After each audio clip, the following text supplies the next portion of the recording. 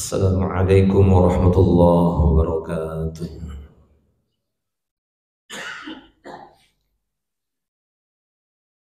Innal hamdalillah nahmaduhu wa nasta'inuhu wa nastaghfiruh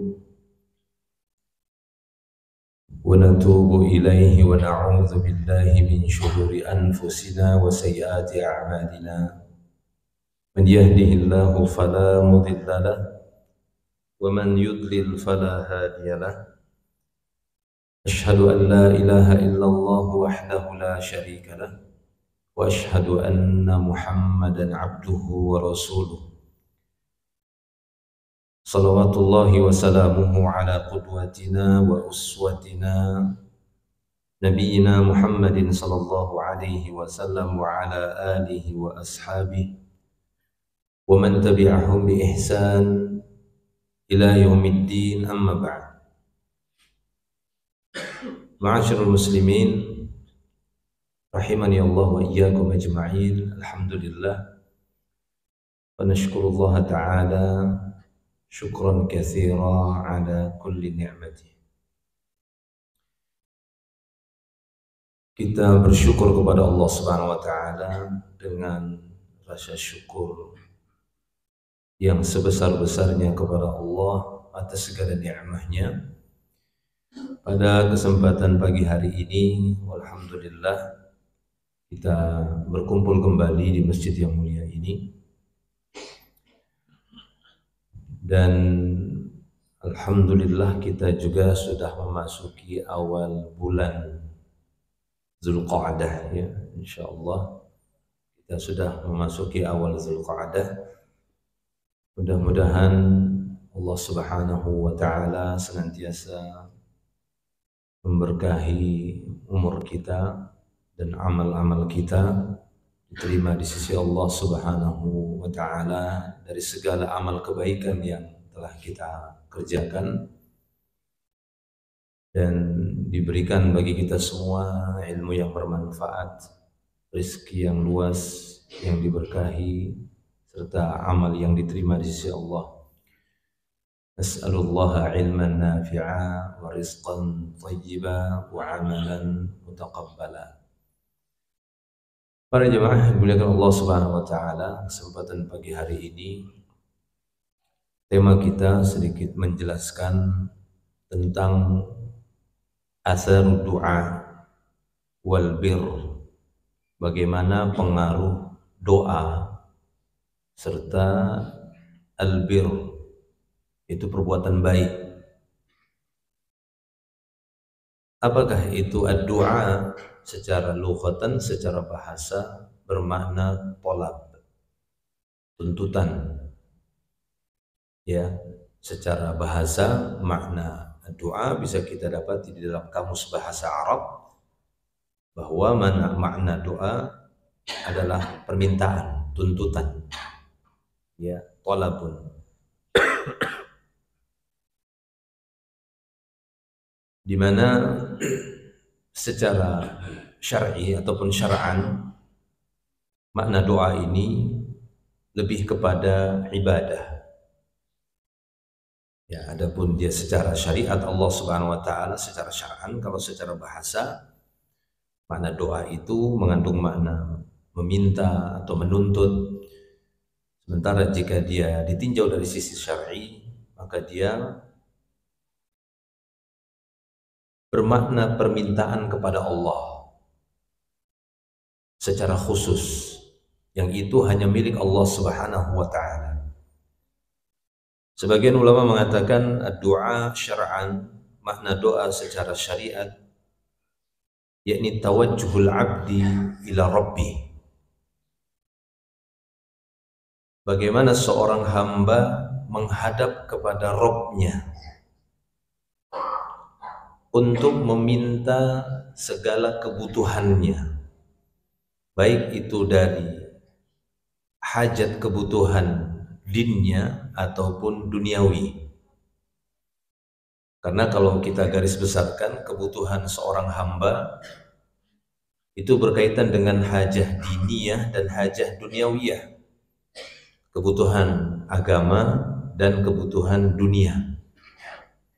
Setiap hamba memiliki kebutuhan-kebutuhan untuk menjaga kemaslahatan agamanya.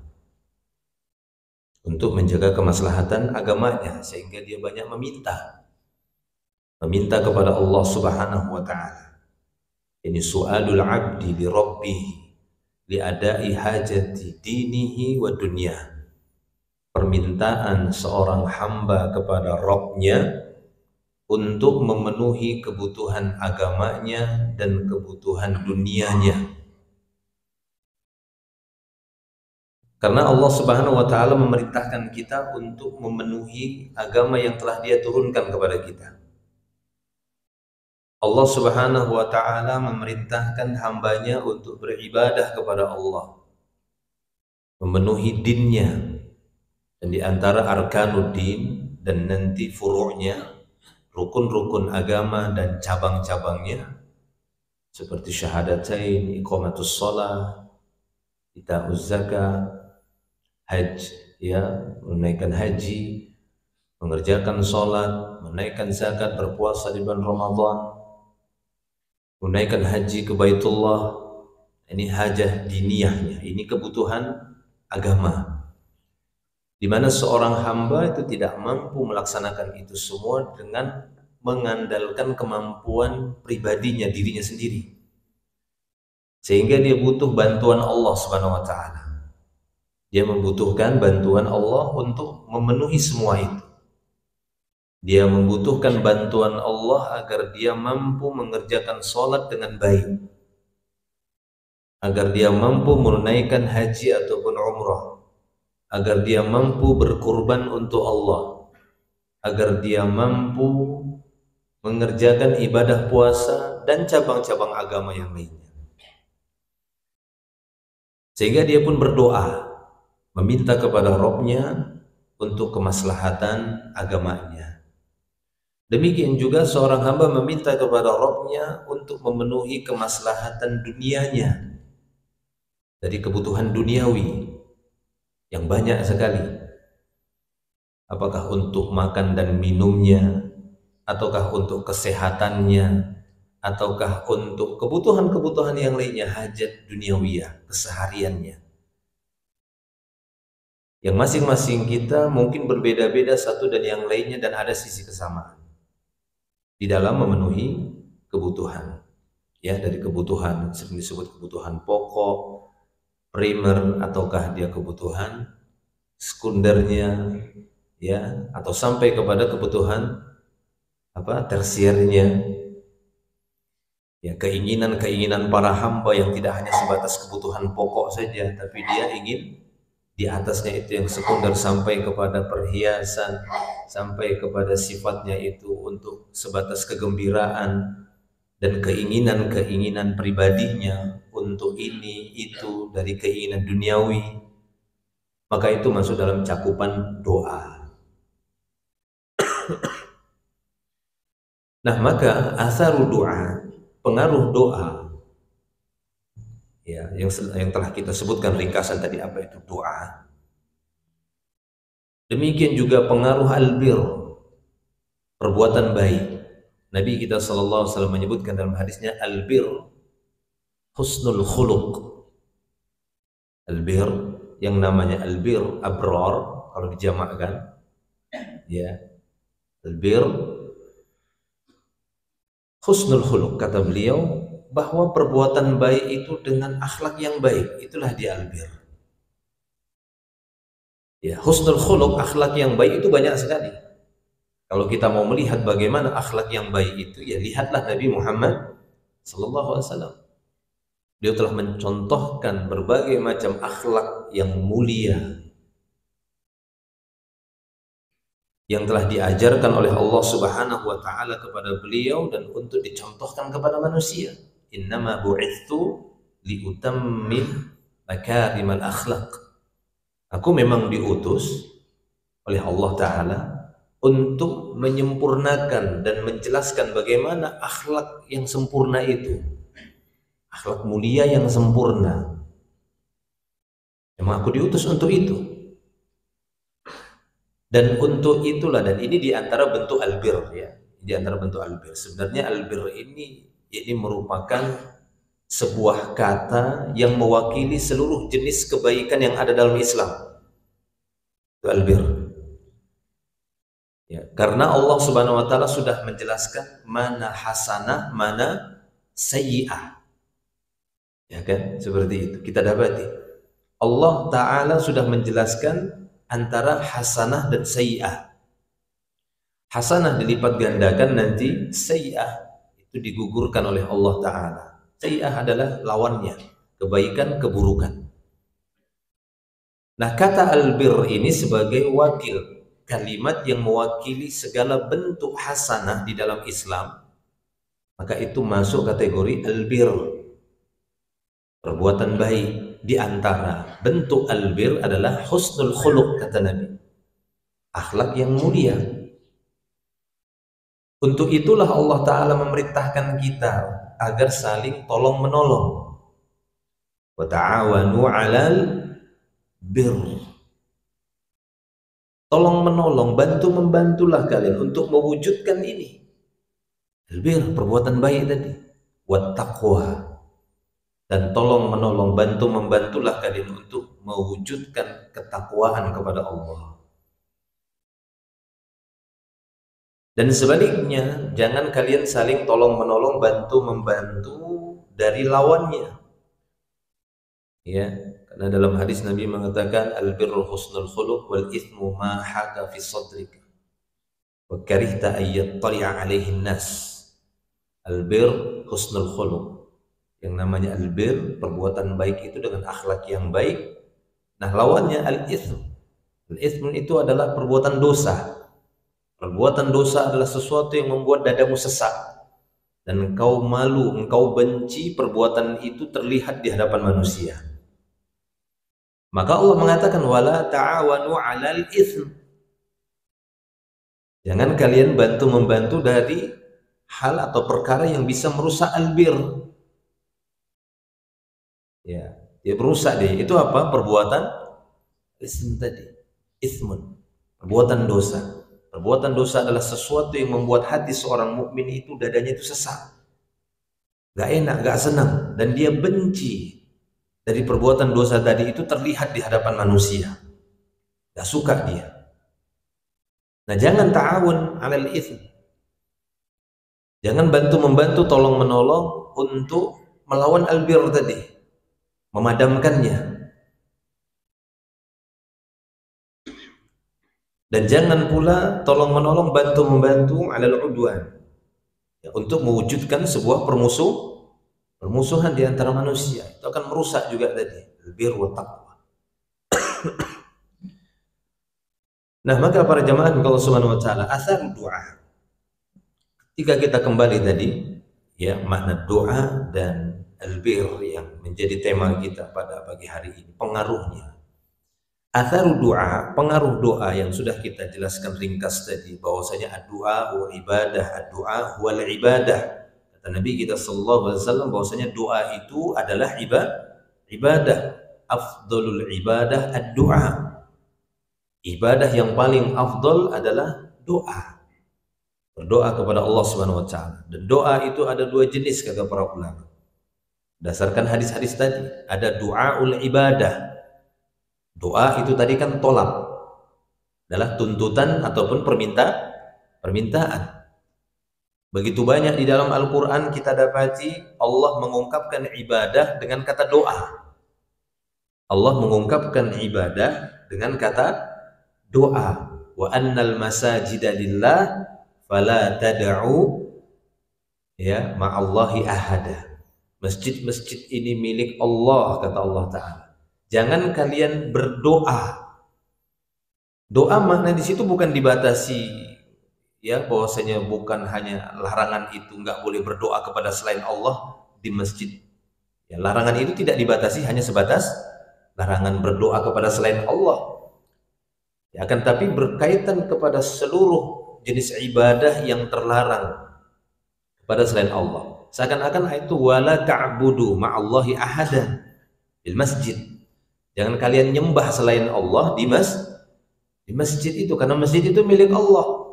Ketika kalian tahu itu masjid adalah milik Allah, beribadahlah kepada pemiliknya.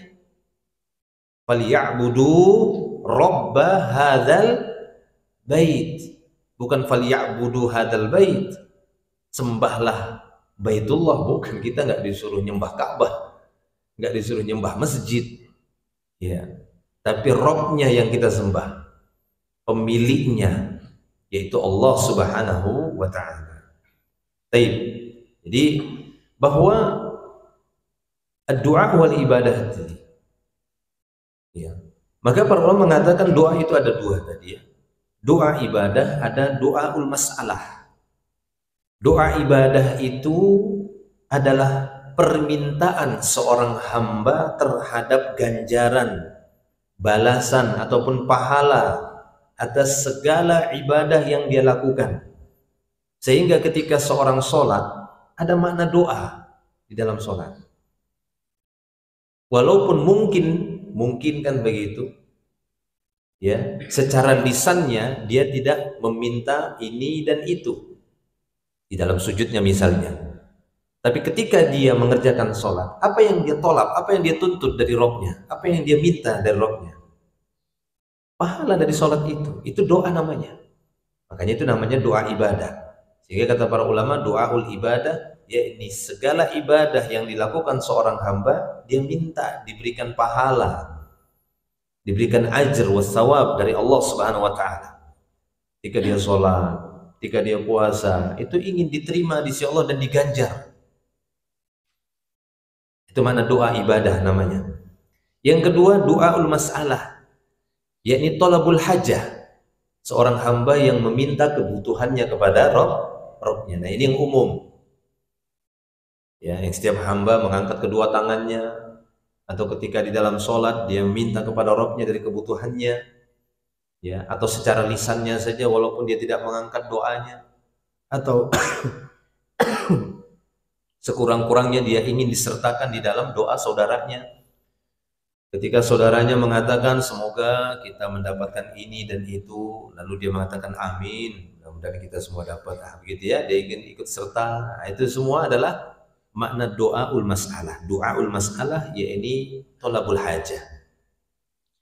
Nah, kemudian, ya, ringkasan dari itu semua para jamaah Allah Subhanahu wa Ta'ala, tidak terlepas, ya, apa yang diminta oleh seorang hamba, baik itu tadi doaul ibadah ataupun doaul masalah, itu semua tidak akan terlewatkan dan tidak akan terluputkan dari yang namanya qadha, ya, qadha wal qadar. Semua itu sudah tertulis di lauh mahfuz. Ada yang jelas? Ya, apa yang diinginkan oleh para hamba, apa yang dituntut oleh para hamba, adakah itu yang terluput dari takdir Allah? Adakah itu yang terluput, tidak tertulis di lauh mahfuz? Tertulis sudah semua. Ya, seorang misalnya meminta, mengharapkan pahala di sisi Allah Subhanahu wa Ta'ala dari sholatnya di tanggal sekian, di bulan sekian, misalnya di hari sekian, itu semua sudah tercatat di lauh mahfuz. Diterima, dipenuhi oleh Allah, tuntutan dia tadi dapat pahala atau tidak, itu sudah ditetapkan oleh Allah. Ya, demikian juga tadi doaul masalah. Ketika dia tolabul hajah, meminta hajatnya, ini yang paling sering, yang paling umum. Ketika disebutkan doa, yang paling ditangkap oleh akal manusia adalah doaul masalah, itu paling sering. Ya, doaul ibadah ini sering terluputkan. Ya, sering terluputkan karena semakin seringnya seorang beribadah, sholat misalnya dia, kemudian dia puasa, sholatlah. Lama-kelamaan sholat itu seperti hanya kebiasaan saja. Sehingga dalam jiwanya tidak pernah lagi ada rasa tolabul ajr wassawab. Nggak ada lagi rasa untuk berharap, betul-betul berharap dapat pahala. Itu sudah hampir-hampir rasanya hilang. Beda tadi kalau dia doaul masalah, ya, jiwanya itu terdorong sekali supaya betul-betul apa yang dia minta, misalnya dia, Allah, aku minta mobil, nah, itu ya, Jiwanya itu betul-betul minta, ya Allah wujudkan ini, wujudkan, kan begitu. Sampai-sampai kalau bunyi telepon, jangan-jangan ada yang ngasih hadiah mobil. Sampai-sampai seperti itu, saking pengennya dia, sampai termimpi-mimpi. Betul apa betul? Ya, umumnya memang manusia itu dalam masalah doa itu di doaul masalah saja. Talabul hajat. Tapi doaul ibadah itu bisa kita katakan sedikit atau hampir-hampir rasanya itu hilang. Bahkan mungkin bisa hilang. Sehingga itu kebiasaan saja. Ya. Yang paling jelaslah adalah ibadah yang memang hampir tiap hari kita lakukan 5 kali dalam sehari. Itu sholat. Itu hampir-hampir hilang rasanya untuk tolabul ajr wa thawab min Allah. Kita berharap dan meminta-minta kepada Allah. Perasaan kita itu berharap sekali. Berharap sekali, dapatlah ini, dapatlah pahala sholat ini, dapatlah ya dapat, ya dapat insya Allah. Itu minim sudah itu. Tipis. Paling hanya momen-momen tertentu ketika mungkin agak terlilit hutang, misalnya. Ya, atau yang menyebabkan kesedihan, agak dekatlah dia dengan sholatnya itu. Agak dia rasakanlah itu, pengennya itu dia diterima. Nah itu. Makanya para jamaah subhanahu wa ta'ala dalam sebuah hadis Nabi sallallahu alaihi wasallam bersabda, "La yaruddul qada illa du'a'u." Kata beliau sallallahu alaihi wasallam, "La yaruddul qada illa du'a." Tidak ada yang bisa menggeser qada, apa yang telah Allah tetapkan di lauh mahfuz. Tidak ada yang bisa menggeser itu, merubah itu, menolak itu, kecuali doa, kata Nabi. Kecuali apa? Doa. Masya Allah. Maka para jamaah Allah SWT, pengaruh doa ini, apakah doa ibadah ataukah dia doa masalah, itu penting. Jangan sampai terluputkan. Harapan kita, tuntutan kita agar ibadah kita di bulan Ramadan itu terus ada, kita tuntut, ya Allah dapat pahala itu, minta ya Allah dapat pahala itu, balas ya Allah, balas, kabulkan, yaitu berupa apa? Pahala diterima, makbulah, mutaqabbalah. Nah, lihat asar para salaf itu, ini masih dekat-dekat Ramadan lah, baru lewat lah kan begitu. Lihat asar para salaf, mereka sampai 6 bulan setelah meninggalkan Ramadan itu mereka masih terus melanggengkan permintaan Rabbana taqabbal minna. Ya, wahai Rabb kami, terimalah dari kami amal di bulan Ramadan itu, terima ya Allah. Itu kan permintaan. Ibadahnya itu supaya diganjar, bacaan Qur'annya, zikirnya, i'tikafnya, belum lagi sholat-sholatnya. Pernahkah kita minta terus itu, berharap-harap itu diwujudkan ya Allah? Ya, karena memang kita lebih banyak fokusnya itu ke doaul masalah. Bahkan kalau doaul masalah tadi, ya, tolabul hajat tadi kelihatan agak lama, kok nggak diwujudkan juga sama Allah Ta'ala. Padahal di balik itu ada hikmahnya. Marah seorang hamba itu kan, terkadang dia marah. Ya, dia merasa Allah Subhanahu wa Ta'ala itu nggak mendengar permintaannya. Bahkan ada yang dia jengkel dan dongkol, bahkan meninggalkan doa. Nah ini dia. Padahal di sana ada hadisnya, Nabi SAW mengatakan, ya, selama permintaan itu bukan permintaan yang meminta perbuatan dosa, bukan permintaan yang memutus silaturahim, maka Allah Ta'ala akan memberikan salah satu dari 3 dari doanya tadi, kemungkinannya.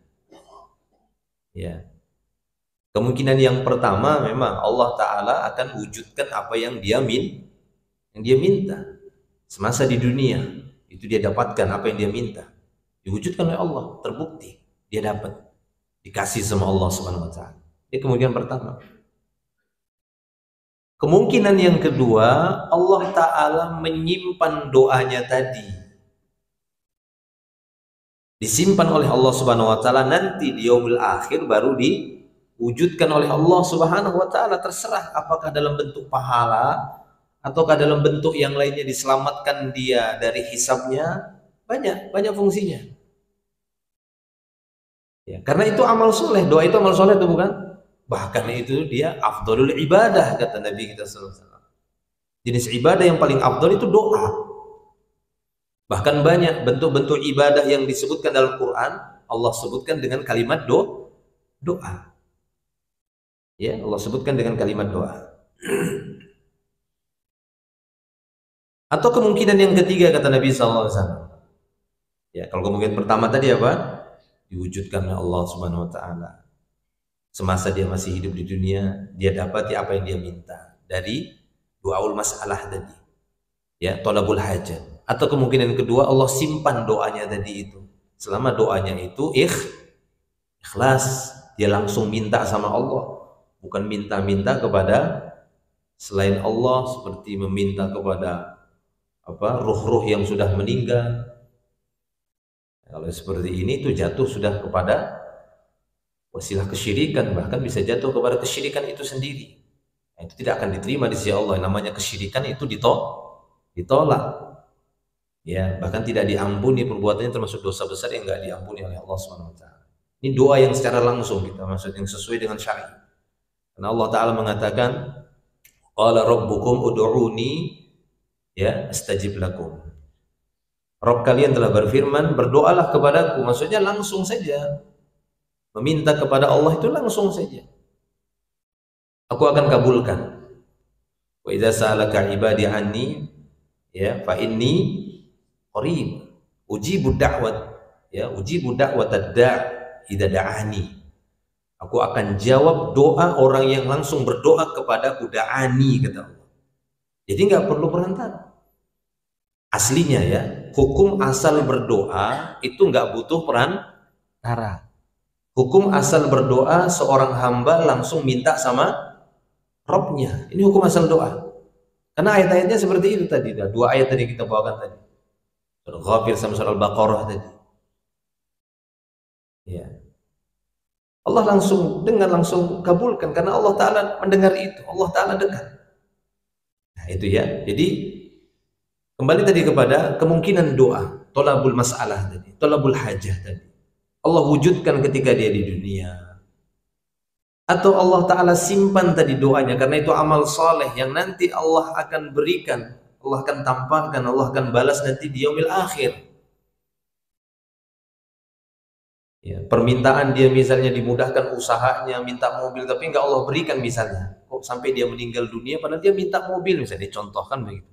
Ya Allah minta mobil, ya Allah mudahkan saya untuk punya mobil, sampai meninggal dia enggak terwujud misalnya. Kalau dia benar ikhlas meminta hanya kepada Allah, tidak ada mawani penghalang, maka itu disimpan oleh Allah. Nah nanti pada hari kiamat dalam bentuk apakah doanya tadi Allah ganti? Ya ala masyiatillah, terserah Allah Subhanahu wa taala dengan kehendaknya. Intinya itu simpanan untuk seorang hamba. Mungkin Allah ganti dimudahkan hisabnya, sehingga harusnya dia menunggu hisab yang lama, akhirnya Allah Ta'ala dengan doa dia tadi sudah selesaikan saja hisabnya. Ya. Atau mungkin dia harusnya mendapatkan jatah di neraka sekian-sekian, akhirnya Allah ampuni dia nah, sebab doanya dengan kehendak Allah Subhanahu wa taala. Kan itu amal saleh. Atau kemungkinan yang ketiga, kata Nabi kita SAW, memungkinkan doa tadi Allah Ta'ala ganti dengan diselamatkannya dia dari bahaya-bahaya yang akan menimpanya. Nah ini kadang nggak kita sadari, ya, memungkinkan para jemaah berdasarkan hadis tadi, kejadian-kejadian yang mungkin pernah kita alami, lalu kita diselamatkan oleh Allah, kita nggak kena, yang lainnya kena, yang dekat dengan kita kena, kita selamat misalnya. Bisa saja itu karena doa yang kita minta kepada Allah, walaupun itu belum terwujudkan, tapi Allah ganti dengan selamatkannya kita dari mara bahaya. Nah itu jadi jangan bersuudzon dengan Allah Ta'ala dalam masalah doa. Tiga kemungkinan tadi. Ya bisa jadi kan begitu. Walaupun kita nggak tahu pasti itu yang mana kan seperti itu. Bahkan ya kalau sekiranya apa yang kita minta terwujud, misalnya seorang minta, ya Allah mudahkan saya untuk mendapatkan mobil, ini contohnya saja lah gitu ya. Kan ini boleh-boleh saja. Ya Allah mudahkan, dia berdoa terus, berdoa terus. Terus benar-benar Allah wujudkan, dia mampu untuk mendapatkan mobil tadi dengan cara yang halal.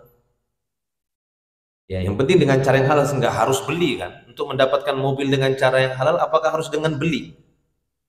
Nggak harus dengan beli. Bisa dengan jalan yang lain Allah Ta'ala sampaikan tadi itu, yang penting dengan ya sebab-sebabnya dengan cara yang halal. Ya, bisa jadi dikasih orang kan gitu kan, hadiah. Nah, seperti itu.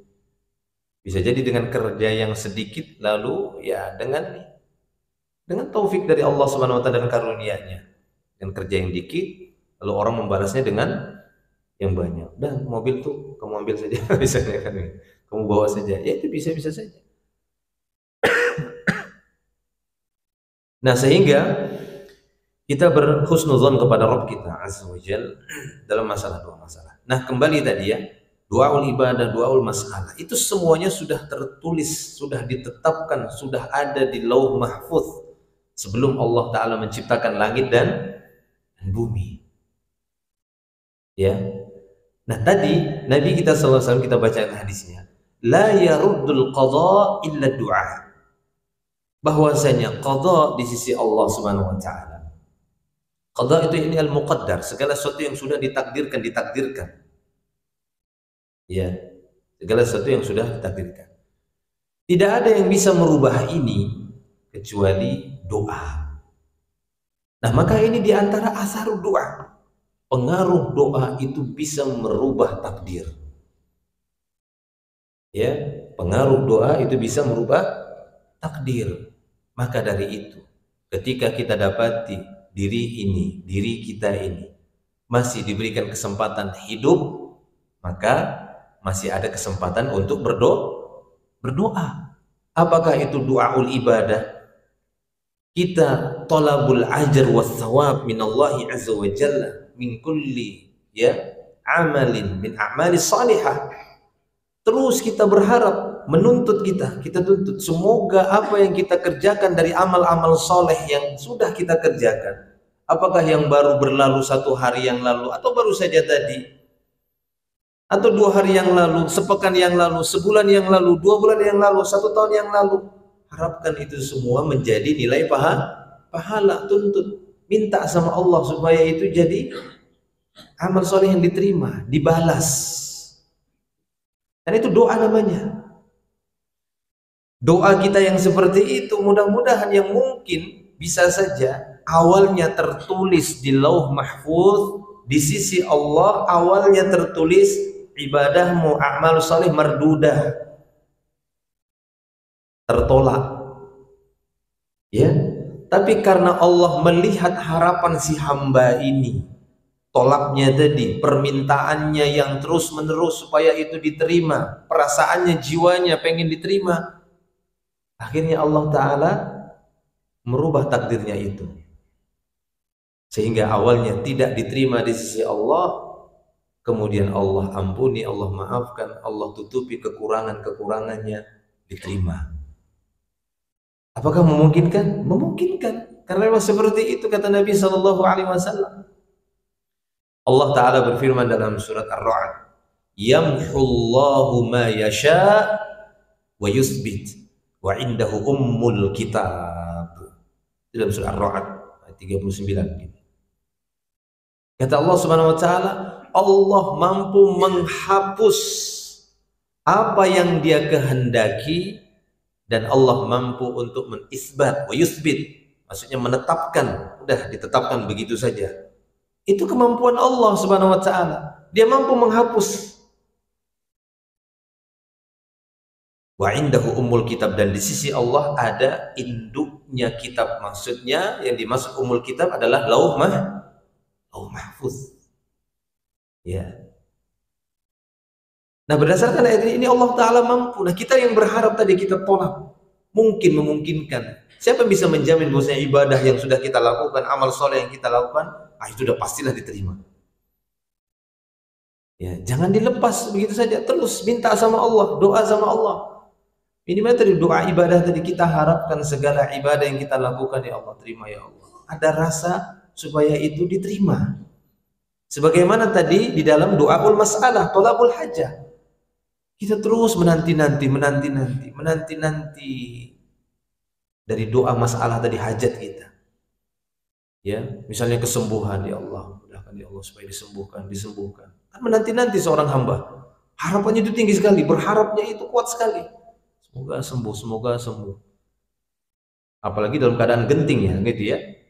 Bagaimana dorongan jiwa seorang hamba saat menemui perkara yang genting, sampai-sampai Allah menceritakan orang yang melakukan kesyirikan sekalipun nggak akan dia panggil sekutu-sekutu selain Allah itu saat dia dalam keadaan genting, seperti dalam surah Al-Ankabut Allah jelaskan itu ya. Wa idza raqibu fil fulki da'awullaha mukhlishina lahuddin, ketika mereka mengendarai fulk, ya ini ya safina, berlayar di lautan kemudian diterjang oleh ombak yang besar, mereka nggak akan panggil berhala-berhalanya, tapi yang mereka panggil siapa? Da'awullah, mereka berdoa manggil-manggil Allah, Allah ya Allah ya Allah kata mereka dalam keadaan genting itu, mukhlisin, ikhlas, betul-betul tulus, nggak ada kepikiran sama berhala-berhalanya lagi. Falamma najjahum ilal bar, ketika Allah selamatkan mereka sampai ke daratan, idzahum yusyrikun, mereka berbuat syirik lagi dalam keadaan tenang, udah melanggar lagi. Nah, coba mungkin setiap kita itu pernah ya punya pengalaman kondisi yang sangat genting, kondisi yang sangat terdesak, lalu dia meminta-minta kepada Rabb-nya, lalu Allah mewujudkannya. Coba lihat perasaan waktu itu, dorongan perasaan waktu itu, begitu harapannya itu, saya rasa itu sudah puncaknya harapan, kan begitu ya. Betul-betul meminta kepada Allah Subhanahu wa Ta'ala supaya diwujudkan, dan Allah wujudkan, selamat dia, sembuh dia, terwujud keinginannya tadi. Sekiranya itu bisa kita jaga, tidak hanya dalam doa masalah saja, tapi juga dalam doa ibadah, maka ini lebih ahsan wa ahsan ya, ini lebih afdal.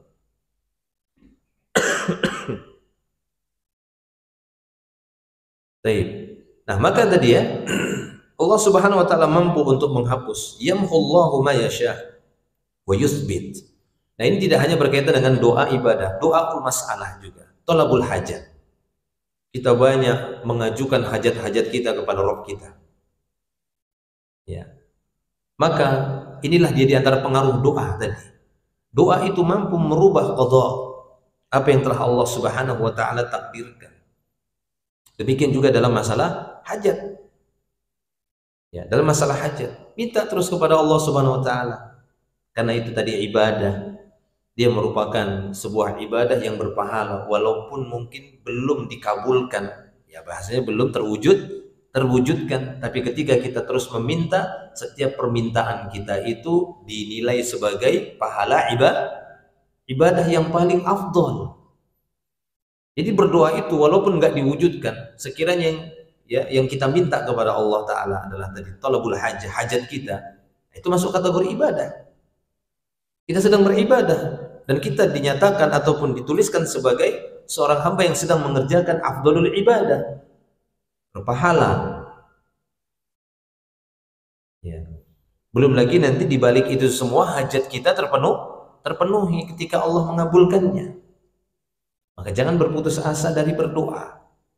Karena dengan doa tadi, pengaruh doa ini akan bisa menggeser apa yang sudah ditakdirkan oleh Allah, dengan izinnya Allah rubah. Ya, Allah rubah.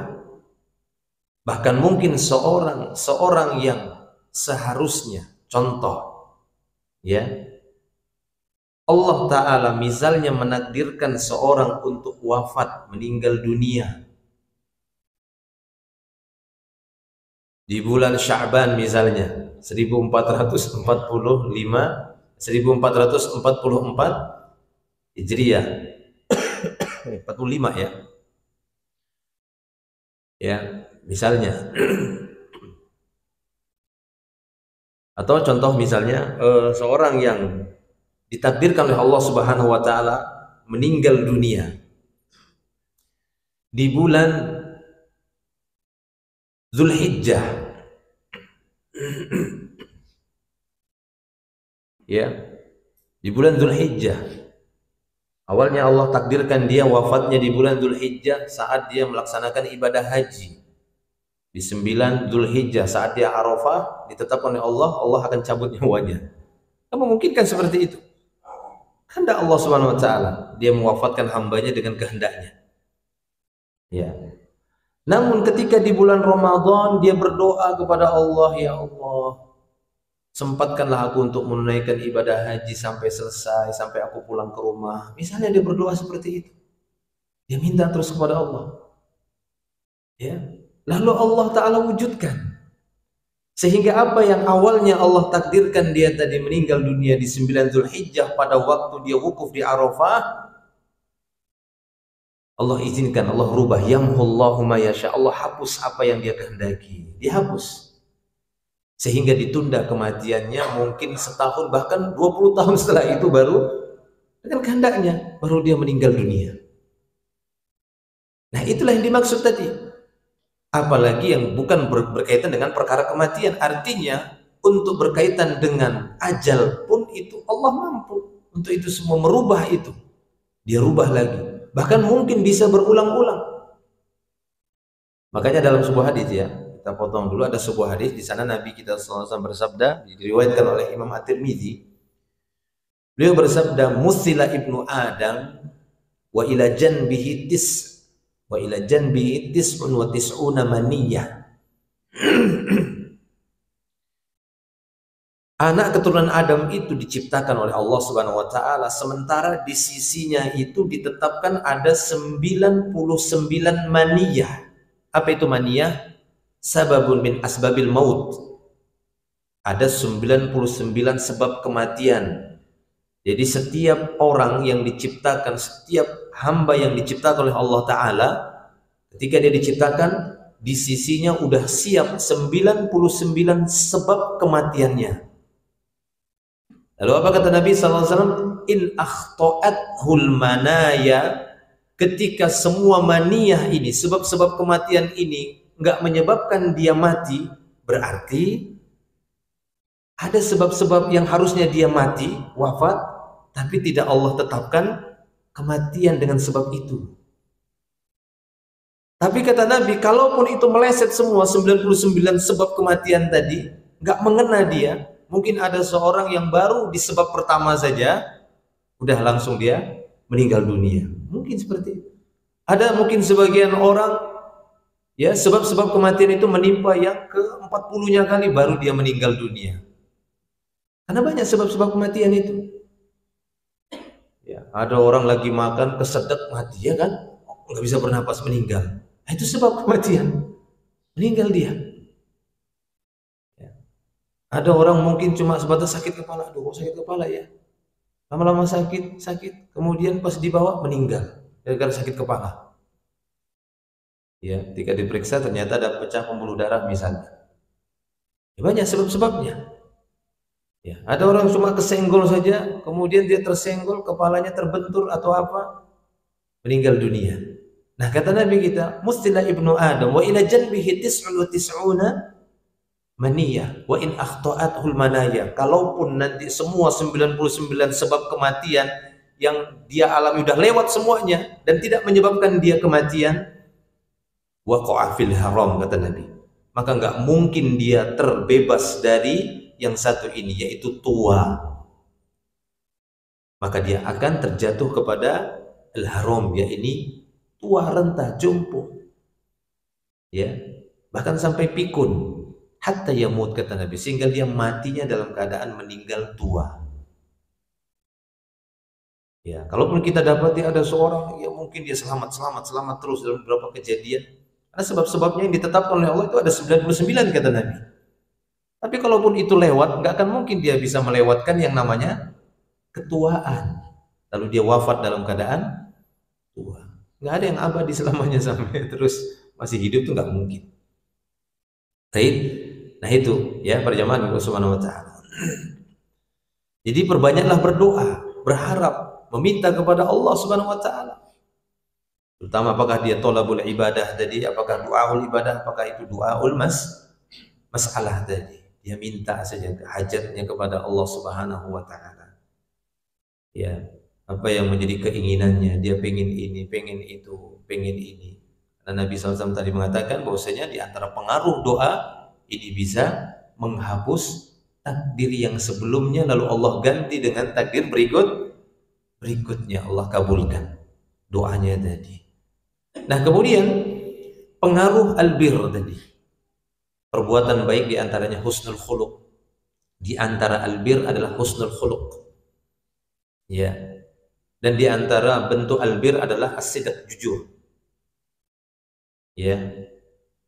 Kata Nabi kita sallallahu alaihi wasallam, "Alaikum bis-sidq fa inna as-sidqa yahdi ilal bir wa innal bir yahdi ilal jannah."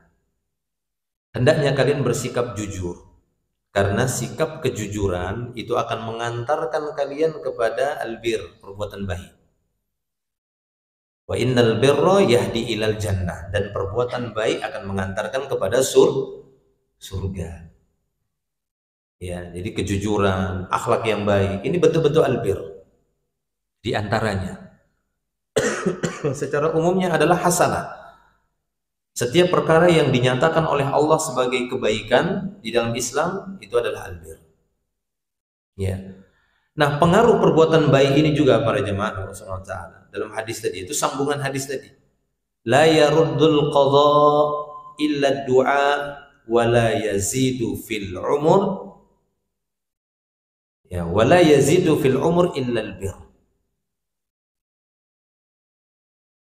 Tidak ada yang bisa merubah qada Allah Subhanahu wa taala kecuali doa, dan tidak ada yang bisa menambahi umur kecuali perbuatan albir, kecuali perbuatan baik.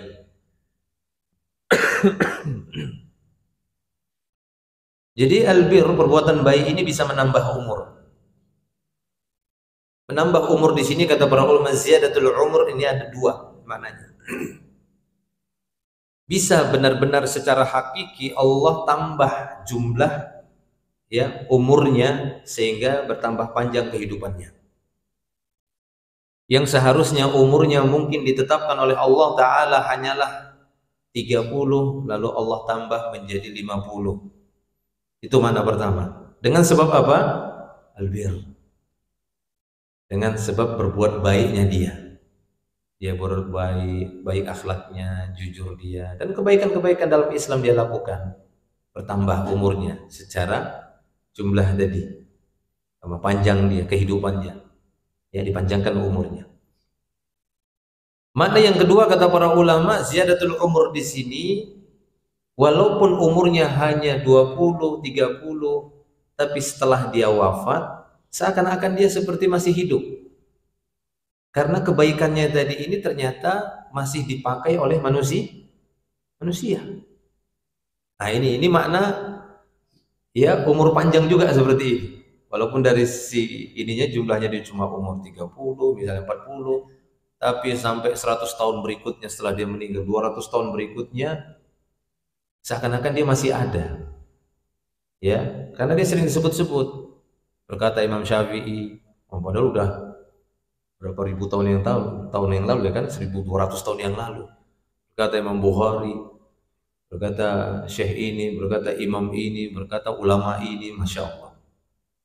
Ya, apalagi Rasulullah Sallallahu Alaihi Wasallam disebut-sebut terus. Jadi seakan-akan beliau itu sepertinya masih hidup, ya, karena dapat pahala terus. Kalau aslinya manusia, bagaimana dapat pahala? Ya ketika dia masih hidup, dia secara langsung dia beramal. Ini orang yang beramal, tapi dia dapat pahala amalnya seperti dia beramal, seperti masih hidup. Ini juga bisa makna itu tadi. Dengan sebab apa? Albir, berbuat baik. Ya, berbuat baik. Nah, makna yang pertama tadi, apakah memungkinkan umur itu dipanjangkan oleh Allah Subhanahu wa taala yang awalnya dia 30 kemudian menjadi 50, akhirnya dia meninggal di umur 50-an dengan sebab perbuatan baik? Memungkinkan. Ya, memungkinkan saja. Ada sebuah ayat di sana Allah Subhanahu wa taala berfirman dalam surat Fatir itu. Ayat yang ke-11 Allah Subhanahu wa taala berfirman, "Wa ma yu'ammaru min mu'ammar wa la yunqasu min umrihi illa fi kitab inna dzalika 'ala Allah yasir." Tidak ada umur yang sudah dipanjangkan kemudian dia dipanjangkan lagi dan tidak akan dikurangi dari umur itu illa fi kitab, kecuali apa yang sudah ditetapkan di dalam lauh mahfud. Kitab ini lauh mahfud. Ya, inna dzalika 'ala Allah yasir, dan yang demikian itu bagi Allah yasir, mudah, gampang bagi Allah Subhanahu wa taala. Berarti kembali tadi kepada perkara yang pertama, bahwasanya yamhullahu ma yasha wa yuthbit. Itu kehendak Allah taala untuk menghapus sesuatu yang sudah dia tetapkan atau dia biarkan yang sudah dia tetapkan, maka itu kehendak Allah Subhanahu wa taala. Ma yasha, atas kehendak Allah. Ya. Sehingga memungkinkan berdasarkan ayat tadi. Walaupun ayat tadi menunjukkan penafian tidak dipanjangkan umur yang sudah dipanjangkan, berarti ada orang-orang yang memang umurnya itu dipanjangkan dan tidak mungkin dia bisa menambah itu kecuali dengan kehendak Allah, illa fi kitab, kecuali dengan ketetapan di sisi Allah, itu maknanya. Sehingga memungkinkan. Oleh karena itu Syekh Abdurrahman As-Sa'di ya, Syekh Abdurrahman As-Sa'di ketika beliau menafsirkan ayat ini dalam tafsirnya, beliau mengatakan inna tulal umur wa qasrahu ya bisababin wa ghairi sabab. Kata beliau bahwasanya panjangnya umur atau dipendekkannya umur, nah itu ya, jadi bisa dipanjangkan umur oleh Allah dengan kehendaknya, bisa juga dipendekkan, memungkinkan dipendekkan, yang harusnya dia harus 70 udah 20 saja misalnya, itu memungkinkan. Tapi semua itu antara dua tadi ya, dengan sebab ataupun tidak dengan sebab. Maksudnya tidak dengan sebab itu nggak ada sebab yang memanjangkan dan memendekkannya. Tidak ada sebab, memang itu ketetapan Allah Ta'ala saja. Memang pendek umurnya misalnya, memang panjang umurnya, tidak ada perubahan lagi dari awal. 20 dah, 30 sudah. Tapi ada yang memang berubah dia. Ya, kata Syekh di situ bisabab. Semuanya itu dengan sebab yang Allah izinkan. Yang Allah takdirkan juga sebabnya. Misalnya tadi panjangnya umur dia dengan sebab apa? Albir. Dengan sebab perbuatan baik. Allah panjangkan umurnya. Nah, berdasarkan hadis tadi. Ya, dengan sebab. Ataupun sebab-sebab yang lainnya yang itu diizinkan oleh Allah Subhanahu wa taala dengan pengetahuan di sisinya. Nah, ini para jemaah Allah Subhanahu wa taala, di antara pengaruh doa yang bisa kita jelaskan agar kita semangat terus di dalam berdoa, demikian juga kita semangat terus di dalam berbuat kebaikan, karena pengaruhnya itu juga sangat besar ya bagi kita. Ketika kita berdoa, berbuat baik, itu pengaruhnya sangat besar bagi kehidupan kita, kebahagiaan kita di dunia, terlebih lagi nanti di yaumil akhir. Wallahu a'lam bishawab. Tapi ini mungkin bahasan kita pada pagi hari ini. Ya, saya agak batuk, masih gatel-gatel pagi-pagi gitu ya. Kayak ada yang kitik-kitik begitu. Nah, demikian. Mungkin kalau ada yang bertanya silahkan. Kalau ada yang ingin bertanya silakan sebelum kita akhiri. Fadhal, silakan. Waalaikumsalam.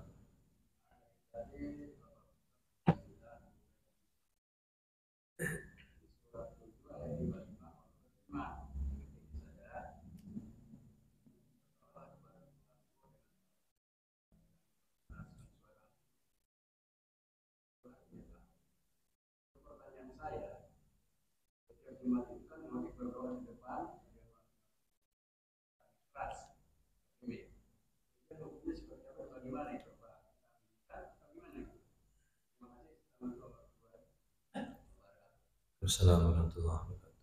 Iya. Jadi di dalam kaifiat doa, berdoa kepada Allah Subhanahu wa taala dengan ucapan ya, dengan ucapan, maka itu kita simpulkan dari hadis-hadis Nabi sallallahu alaihi wasallam. Ketika kita kumpulkan, maka ada memang doa-doa yang itu dikeraskan ataupun dijaharkan, walaupun hukum asalnya berdasarkan ayat tadi, ya ud'ullaha tadarruan ya wa khafiyan al-ayah, berdoalah kepada Allah dengan tadarru, ya tawadu, dengan lembut, dengan sir, dengan pelan kepada Allah Ta'ala. Bahkan Nabi SAW pernah menegur para sahabat yang sangat keras berdoanya. Lalu Nabi mengatakan, sesungguhnya kalian memanggil zat yang tidak tuli. Nah gitu ya, Allah maha mendengar. Jadi yang kalian panggil-panggil itu bukan tuli kan begitu. Dia maha mendengar. Jadi tegur sama Nabi karena kerasnya. Ya, karena bukan pada tempatnya pada waktu itu, sehingga mengganggu yang lainnya. Nah, kan begitu ya. Jadi memang ada, yang paling penting adalah kita melihat awalnya dulu dari sisi petunjuk dari Nabi kita Sallallahu Alaihi Wasallam. Kita simpulkan itu memang ada dua. Ada saat-saatnya memang disyariatkan itu untuk dikeraskan. Seperti doa kunut, ya kunut nazilah. Itu masyru' atau kunut witir. Itu memang disyariatkan imam membaca doa, dan itu adalah doa berjamaah yang memang secara syariat disyariatkan. Doa berjamaah. Mana makmumnya itu mengaminkan. Nah kalau tidak dikeraskan, ya itu menyelisih syariat, bahkan seperti itu, menyelisih sunnah kalau nggak dikeraskan. Ya, dia misalnya doa kunut nazilah, dia angkat tangan gitu di sholat 5 waktu. Ya makmum ngapain? Kan begitu. Ya itu menyelisih sunnah namanya. Karena itu memang doa yang harus dikeraskan, kan begitu. Jadi keraskan dia. Allahumma ansuril muslimina fi Filistin. Nah yang belakang amin. Nah, begitu juga kunut witir misalnya. Allahumma hdina fiman hadait. Amin. Atau doa-doa yang lainnya yang memang disyariatkan agar imam itu mengeraskannya, seperti doa istisqa. Ya. Karena doa istisqa, doa minta hujan itu tidak harus diawali dengan sholat saja, tapi boleh ya, dibolehkan saja doa minta hujan itu tanpa sholat, itu boleh. Ya.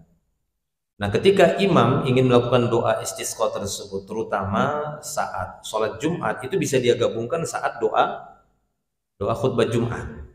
Makanya Nabi SAW pernah menggabungkan itu, karena ada yang meminta kepada Nabi untuk berdoa. Ya, maka Nabi SAW doa istisqa pada waktu itu mengangkat kedua tangan. Tapi kebiasaan Nabi kita SAW, jika tidak melakukan doa istisqa saat khutbah Jumat, maka beliau hanya mengisyaratkan jari telunjuknya. Nah, seperti itu ya. Jadi ada doa-doa yang memang disyariatkan untuk dikeraskan, sehingga yang lainnya bisa mengaminkannya. Amin, dari doa kunut kan gitu, doa istisqa kan seperti itu. Nah, selain itu, maka kembali kepada hukum berdoa tadi dengan suara yang lembut, dengan suara yang pelan, tidak mengganggu yang lainnya, karena yang lainnya juga sedang berdoa, dia sedang fokus dengan doanya, jangan sampai terganggu. Ya, jadi di dalam beribadah juga ada saat-saatnya nggak boleh ibadah kita itu sampai mengganggu orang lain. Jangan sampai kita menganggap kan saya sedang ibadah. Nah, jadi harus tahu juga fikihnya kan begitu. Contoh misalnya di dalam sholat, misalnya di dalam sujud lah, di dalam sujud. Posisi sujud itu kan yang sunnahnya itu memang ini kita lebarkan kan begitu. Ya kan? Ini lebar sampai kambing aja bisa lewat. Nabi SAW itu. Tapi kalau lagi sholat berjamaah, rapatkan safnya. Lalu kita ini sunnah. Apa samping kita terganggu gitu. Maksudnya jangan sampai ibadah dipikirkan lah kan begitu ya. Jangan sampai ibadah yang kita lakukan itu ganggu orang juga yang sedang ibadah. Ya dia begini, mau laga sikut kah katanya lagi. Udah enggak sholat itu, bertengkar sudah itu. Diginikannya juga, sama-sama ingin melaksanakan sunnah kata dia. Nah kan tidak tepat kan jadinya kan seperti itu. Nah begitu juga doa, kembali kepada doa tadi. Kalau memang nggak ada syariat yang menunjukkan itu harus dikeraskan, ya udah kembali aja doa masing-masing saja. Jadi jelas di situ ada dalil yang mensyariatkan untuk dikeraskan, ya keraskanlah. Karena tauladan kita, sebaik-baik tauladan kita adalah Nabi Muhammad SAW. Udah selesai, nggak perlu diperdebatkan lagi kan begitu. Nah seperti itu. Kalau dia sifatnya spontanitas kan begitu ya, spontanitas itu memang tidak secara syar'inya juga tidak tidak ada gitu ya menjelaskan seperti itu. Ya sifatnya mutlak. Berdoa itu kan kalau dia bukan yang muqayyad, berarti dia kembali kepada kemutlakan. Nah, kemutlakan doa ya secara spontanitas boleh-boleh saja dikeraskan, kan begitu. Ingat ya, kata mutlak atau spontan itu tidak lazim setiap waktu yang sama, kan itu bukan spontan, itu bukan mutlak namanya. Kadang dalil mutlak tapi dibawakan kayak muqayyad. Paham ya, bisa ya, kayak muqayyad itu. Kan seperti berdoa dengan mengeraskan suara setiap selesai sholat 5 waktu, ini kan kayak muqayyad. Memang dikaitkan dengan dalil tertentu gitu, spesifik. Ya, tapi nanti ketika ditanya mana dalilnya, yang dibawa dalil mutlak. Berdoalah kepada Allah, berdoalah kepada Allah. Nah, ini kan dalil mutlak. Mutlak itu maksudnya nggak ditentukan kapan waktunya. Berarti kan bebas. Nah, kalau kita memang ingin kembali kepada kemutlakan, nggak apa-apa kita keraskan suara. Contoh, misalnya lagi kumpul-kumpul Anda gitu kan. Semoga Allah memudahkan urusan kita, ya Allah, mudahkanlah urusan kami, ya Allah. Ada temannya, amin, amin. Boleh nggak seperti itu? Dia keraskan suaranya. Boleh dengan kemutlakan. Tapi kalau setiap kumpul dia begitu, nah itu baru ditanya dalilnya. Itu sudah berpindah kepada takyid, muqayyad namanya. Nah, begitu dia, kan begitu. Muqayyad itu dia memang ada dalil syar'i yang menentukan waktunya, tata caranya tersendiri. Ya, kemudian tempatnya. Nah, ketika tidak ada, ya udah lakukan dengan kemutlakan. Yang jika dia sifatnya spontanitas, maka itu bukan pelanggaran, kan gitu. Yang dia jadi pertanyaan kalau itu terus dilanggengkan. Nah, itu dia. Tapi kalau itu sifatnya tiba-tiba karena keadaan tertentu, lalu dia berdoa, kan boleh saja. Masa kita larang gitu? Kita lagi kumpul, tiba-tiba dia doa, ya Allah, semoga Engkau mudahkan urusan kami, teman-teman kami yang ada di sini. Dia angkat tangan begini, keraskan suaranya. Boleh atau tidak seperti itu? Masa kita larang? Gak boleh berdoa. Ya nggak bisa, itu boleh saja. Ya, cuma nanti jadi pertanyaan setiap dia kumpul-kumpul dia begitu. Nah, itu jadi pertanyaan. Makanya kan muncul pertanyaan, adakah Nabi setiap kumpul-kumpul gitu ngangkat tangan doa? Nah, kan jadi pertanyaan jadinya. Ya memang nggak ada jadinya. Nggak ada memang kalau terus-menerus kan begitu. Bisa dipahami ya? Nah, karena seperti itu dia akan memunculkan pertanyaan, ada nggak memang seperti itu? Tapi kalau dia sifatnya spontanitas tiba-tiba, nggak terlihat terus-menerus, nah ini nggak akan jadi pertanyaan dia seperti itu. Nah itu dia masih berada di posisi kemutlakannya saja. Dengan dalil-dalil yang mutlak tadi yang memerintahkan berdoa. Banyaklah berdoa, berdoalah. Itu mutlak maksudnya. Nah begitu. Zikir kan begitu juga. Ada zikir-zikir yang memang Nabi menyebutkan itu kemutlakannya saja.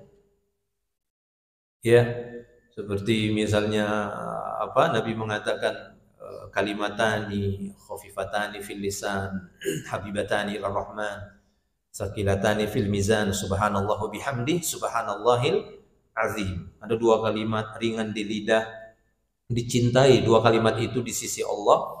Ketika kita ucapkan, Allah semakin cinta sama kita. Dua kalimat itu pun nanti akan memberatkan timbangan kita di yaumil akhir. Apa itu? Subhanallahu bihamdi, subhanallahu bihamdi, atau subhanallahil azim, subhanallahil azim, subhanallahil azim. Nah sekarang pertanyaannya, berapa jumlahnya zikir itu ketika kita ucapkan? Tidak ada dalilnya. Yang ada dalilnya itu aja, itu mutlak namanya. Berapa jumlahnya? Di mana tempatnya ketika mengucapkan itu? Subhanallahil azim. Nggak ada dalilnya. Ya, adakah kaifiat tersendiri saat mengucapkan itu? Sambil ngangkat tangan, atau sambil ngelipat ini, atau sambil lompat-lompat? Nggak ada kaifiat tersendiri itu. Berarti apa? Mutlak. Anda lakukan dengan bebas. Yang penting bukan dalam toilet. Ya kan? Bebas Anda sedang kendaraan, sedang duduk-duduk. Berapa jumlahnya? Tidak usah dihitung, terserah antum sampai berbuih ininya kan? Sampai sudah berbusa, sudah capek, berhenti sudah. Biar aja dihitung di sisi Allah SWT. Itu dia namanya mutlak. Jelas ya? Tapi ada zikir-zikir itu yang memang udah ditentukan sama Nabi SAW. Nggak boleh lagi dirubah itu. Dan jangan diganti-ganti, dan jangan sok pinter kan begitu. Ketika kita keluar toilet, apa zikirnya? Dalam rangka mengingat Allah.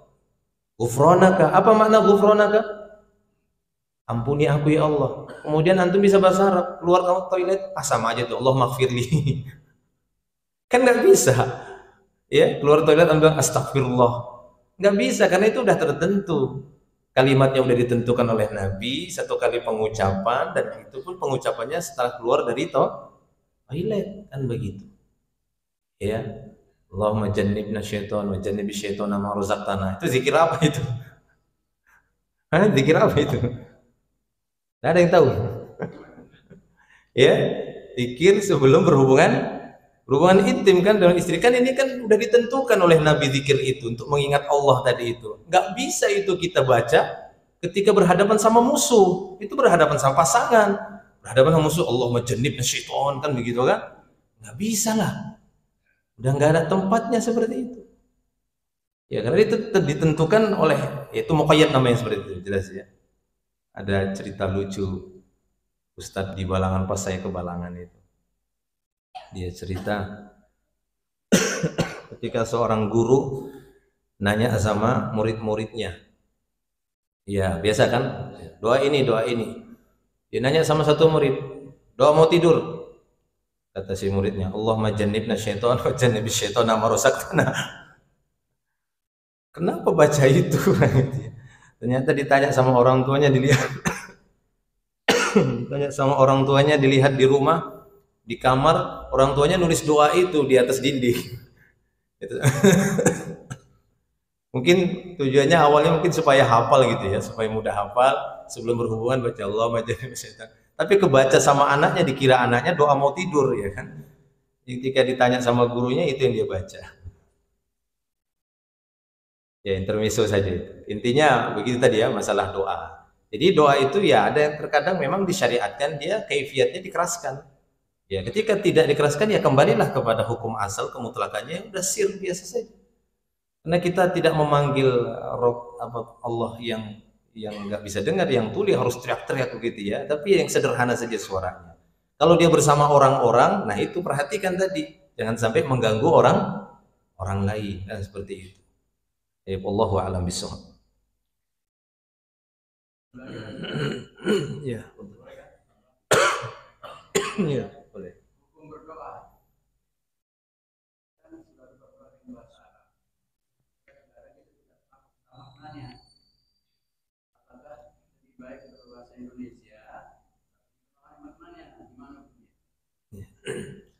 Ya, kalau ditinjau dari sisi bahasa penggunaan doa, maka lebih afdal itu menggunakan bahasa Arab dalam semua bentuk doa.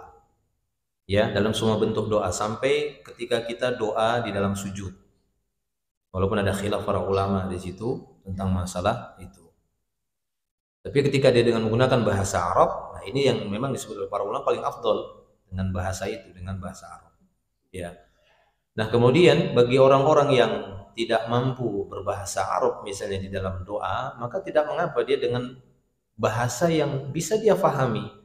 Karena pada sejatinya seorang yang berdoa meminta kepada Rabb-nya, yaitu meminta dengan sesuatu yang dia nggak ghaflah di situ, nggak lalai.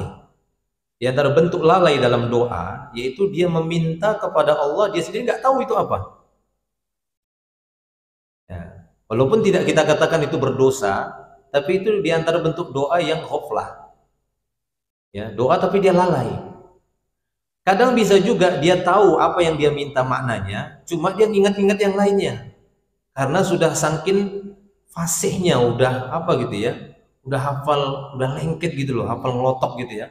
Jadi doa Rabbana, Rabbana, tapi ininya itu sudah ke rumah lah, ke sarapan lah, misalnya kan, misalnya udah ke kendaraan lah, sudah ke kerjaan lah kan begitu. Ya itu memang repotnya kalau udah lidah ini udah lancar dalam doa, walaupun dia bahasa Arab dan dia paham, tidak fokus dia. Makanya Syekhul Islam Ibnu Taimiyah, beliau itu menganjurkan ketika di dalam sholat, jika di sana ada variasi doa dari Nabi, maka coba ganti-ganti doanya. Kan Nabi kan seperti ruku itu kan ada beberapa doa gitu ya, atau di beberapa tempat itu ganti-ganti supaya menghindarkan jiwa ini yang ghaflah tadi, ghaflah, lalai. Nah kita itu kalau sudah itu suka lalai, ya. Jadi bacanya itu nggak terasa lagi itu apa sih yang kita ucap itu coba. Kan begitu kan? Ketika kita ruku Kita membaca Subhana Rabbiyal Azim, itu kan mensucikan Allah seraya mengagungkan Dia, kan begitu. Ya, Sami'allahu liman hamidah. Tapi kurang kita penghayatan itu. Apa itu Sami'allahu liman hamidah? Allah mendengar siapa saja yang memujinya, kan gitu. Sami'allahu liman hamidah. Kita hayati. Kan itu sebenarnya kekhusyuan dalam sholat. Fokus kita di situ. Ya sama tadi kayak kita doa juga. Paling utama memang bahasa Arab. Gitu ya, dari sisi bahasa. Ya, walaupun kalau dari sisi cakupan semuanya, paling utama dalam doa kekhusyuan. Khusyuk itu tadi dia fokus dalam permintaan dia tadi itu. Memang dia seakan-akan sedang berhadapan dengan Allah Subhanahu wa taala. Ya, kalau kita misalnya berhadapan dengan seorang raja dan kita ingin mengutarakan permintaan kita, hajat kita sebagai rakyat. Kira-kira ketika kita ngomong misalnya gitu meminta list permintaan misalnya, kan begitu kan? Ada listnya kita, Pak Raja saya minta ini tapi ke sana kemari, itu kan tidak sopan namanya seperti itu, bisa marah rajanya, bisa ditempeleng kita sama dia tuh. Kamu itu ngomong sama rajamu depan tapi pandanganmu sana nggak fokus. Nah begitu juga ketika kita berdoa kepada Allah, kekhusyuan itu kita fokus sama permintaan kita. Apa itu yang kita minta? Makanya jika memang dia nggak mampu berbahasa Arab, ya dengan bahasa apa yang dia mampu. Dan yang paling utama itu hindarkan kelalaian tadi dalam doa. Ya, makanya dipilih. Ini saya mau minta apa, kan begitu. Kalau misalnya solusi, misalnya ya, dia tidak bisa berbahasa Arab, kemudian dia fokuskan gitu. Apa yang mau ingin dia minta misalnya dalam doanya itu. Oh, saya misalnya pengen minta yang berkaitan dengan rezeki misalnya. Cari mungkin yang sudah redaksi berbahasa Arab yang memang dia hafal. Ya, seperti Allahumma inni as'aluka ilman nafi'a wa rizqan thayyiban. Nah, di kalimat yang memang sangat dia inginkan itu dia ulang